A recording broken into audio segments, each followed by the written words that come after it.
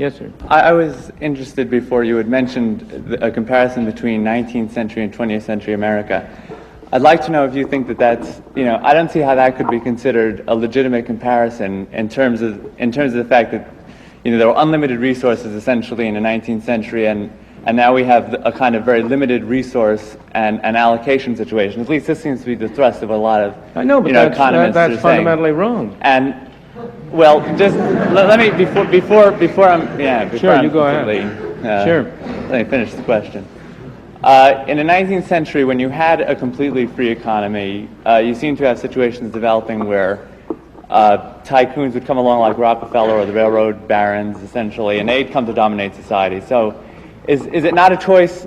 Do we not have a choice between developing that kind of situation where John D. Rockefeller and that crowd will decide what's good for our society, or whether the government officials will? Well, let's take the Rockefellers and just stick with them. Who created the University of Chicago, incidentally. I know. He founded the University of Chicago. Tell me, John D. Rockefeller did a great deal of good for this country. Yeah.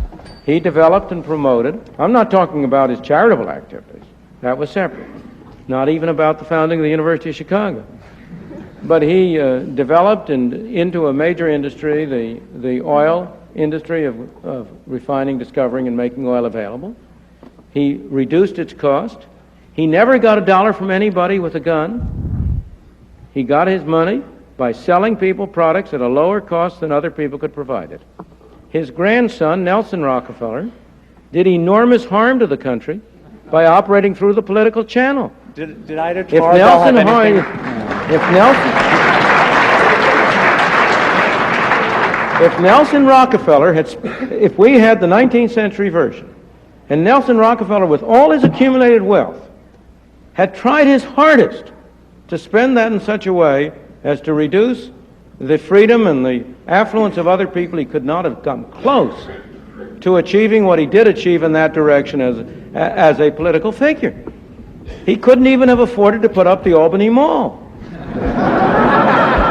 let alone to have undertaken the measures which made New York State a basket case, which changed the educational structure of New York State, in my opinion, in a very adverse direction. But let me go back to your first question. First place, it is simply not true that we have limited resources now, whereas we had unlimited resources in the 19th century. On the contrary, from every important economic point of view, we have a greater volume of resources now than we had then.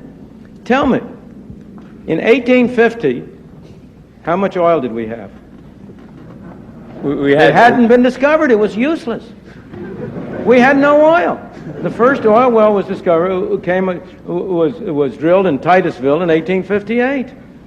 We have more oil now than we had in 1850 in a meaningful economic sense. Before nuclear power was discovered, how much nuclear power and energy did we have? The progress of technology has had the effect of increasing the effective volume of resources available to us, so that we have far greater resources available now than we had in the 19th century as a result of the technological and business developments that were produced. Is government regulation of the resources necessary? Not at all. Government regulation of resources of the kind we've had has led to waste and misuse of resources.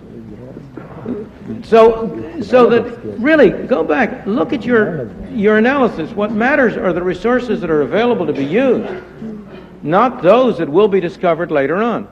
Of course, one more thing needs to be said. We are, of course, wealthier and better off than were the people in the 19th century. But we are their heirs. We could not be where we are if they had not done what they did. And I think it's a false comparison not to take into account the debt which we owe to the enormous economic progress and development of the 19th century, to the fact that our ancestors came here with empty hands and have made it possible for us to have a decent life. I hate to use the old cliche about standing on their shoulders, but that's what we do.